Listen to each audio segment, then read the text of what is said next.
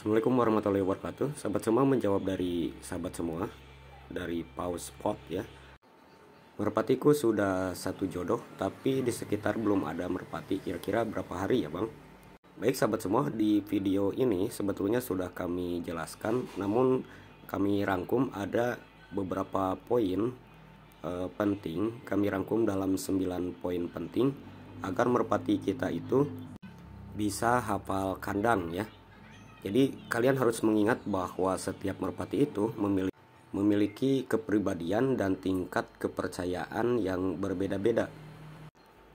Beberapa merpati mungkin akan lebih mudah dijinakkan dan akrab dengan kita. Sementara ada juga merpati yang mungkin lebih liar. Berikut adalah poin-poin penting agar merpati itu bisa hafal kandang dan akrab dengan kita ya.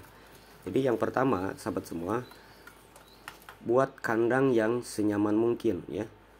Jadi rancang kandang itu dengan baik, tahan terhadap cuaca dingin ataupun panas, aman dari predator.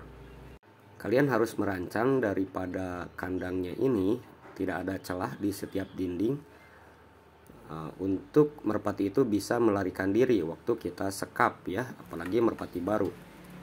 Yang kedua, kalian harus memberikan pakan dan air yang teratur. Merpati akan lebih diam di kandang sahabat semua ketika ada cadangan makanan dan minuman yang seimbang. Jadi air yang bersih itu setiap hari, pakan yang teratur itu akan menyebabkan merpati kita lebih betah di kandang kita.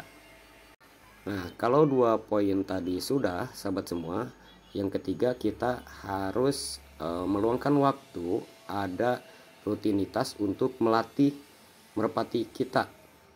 Jadi kita harus tahu melatih sahabat semua merpati kita bisa hafal kandang gitu ya. Jadi ada waktu, interval waktu kapan merpati itu dilepas, kapan merpati itu disimpan gitu ya. Jadi lambat laun sahabat semua merpati kita itu akan tahu di mana posisi kandang kita. Latihan itu penting sekali ya. Kalau misalkan sore dikeluarin, pasti dia akan mencari waktu menjelang maghrib, dia akan mencari sarangnya atau kandang yang sudah kita persiapkan. Nah, poin yang keempat, sahabat semua, kita harus berinteraksi secara positif ya kepada merpati kita. Sekali-kali kalian bisa mencoba untuk berinteraksi dengan merpati dengan cara memberian pakan bukan di wadah ya, tapi di tangan.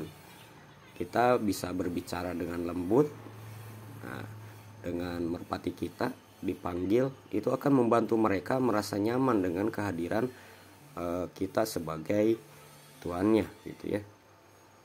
Yang kelima, dari para peternak menyarankan sahabat semua, dan kami alamin, jadi kalian juga bisa memainkan suara-suara yang familiar. Kalau kalian misalkan suka style musik gitu ya, diulang-ulang sampai beberapa kali sehingga dia tahu ya. Jadi memainkan suara atau lagu yang akrab dengan lingkungan, itu merpati bisa tahu ya bahwa dia itu ada kandang mereka gitu ya, sehingga dia hafal kandang. Nah, yang keenam sahabat semua, jadi ada latihan terbatas ya di luar kandang. Jadi kalau kalian ingin memberikan merpati kesempatan untuk berlatih terbang, itu sangat bagus sekali gitu ya. Misalkan kalian melatihnya dari jarak 50 meter, 100 meter, nanti tingkatkan lagi sahabat semua 200 meter gitu ya, seperti itu. Nah, yang jadi masalah untuk para pemula, kadang-kadang merpati baru diterbangkan di jarak yang jauh, sehingga nanti merpati biasanya kembali lagi kepada yang punyanya kalau kita merpati kita dibeli gitu ya. Jadi usahakan untuk pelatihan itu di area-area yang dekat dengan kandang kita. Jadi jaraknya sahabat semua diatur. Kalau misalkan 50 meter udah oke, baru minggu berikutnya 100 meter, baru minggu yang ketiganya di 200 meter. Dan Begitupun seterusnya. Nah, yang ketujuh, sahabat semua, perhatikan ya, ketika kita mengeluarkan merpati itu saat membuka pintu kandang gitu ya. Kalau misalkan sudah dibuka, maka jangan sekali ditutup, karena nanti kalau balik lagi dia akan masuk ke kandang. Kalau misalkan kandangnya tertutup, kita lupa, dia akan mencari sarang yang lebih nyaman. Kalau misalkan diulangi seperti itu, maka lama-lama si sarangnya itu akan ditinggalkan, dia mencari sarang yang lebih nyaman lagi gitu, sehingga tidak hafal kandang.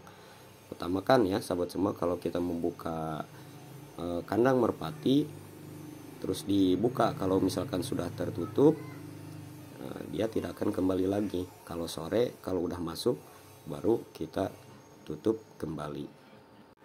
Nah, faktor yang ke-8 yang harus kita perhatikan adalah pemantauan yang rutin terhadap kandang kita dan pertumbuhan daripada merpati kita. Kita pantau kesehatan dari merpati, terusan sanitasi kandang yang terpenting agar tidak ada bakteri dari kotoran-kotorannya sehingga merpati tidak nyaman. Bersihkan kandang secara teratur agar merpati kita nyaman. Nah, yang 9 sahabat semua, ini penting juga ya. Beberapa peternak menyarankan kalau kita punya merpati, panggil merpati itu dengan nama berulang-ulang gitu ya. Ketika kita panggil, biasanya merpati itu sangat cerdas, tahu gitu ya. Berikan nama sesuai dengan keinginan kalian, ulangi setiap hari. Ada juga sahabat semua pakai peluit atau suara-suara yang lain. Biasanya kalau misalkan sudah terdengar berulang-ulang oleh merpati itu, maka merpati itu lambat laun sahabat semua akan mengenal terhadap kita, suara kita, kandang kita gitu ya. Semoga sahabat semua videonya membantu buat kalian. Itu 9 poin penting yang harus kita perhatikan ketika merpati kita itu kita ternak dan hafal kandang, serta bisa jinak terhadap kita sebagai peternaknya. Dan untuk masalah-masalah lain, silakan kalian bisa cek di playlist kami tentang bagaimana cara pemeliharaan merpati yang baik dan yang benar gitu ya, menurut pengalaman kami. Jika ada kesalahan dalam penyampaian, silakan kalian bisa memberikan komentar untuk kepentingan daripada para peternak merpati pemula yang lainnya. Wabillahi taufiq wal hidayah. Wassalamualaikum warahmatullahi wabarakatuh.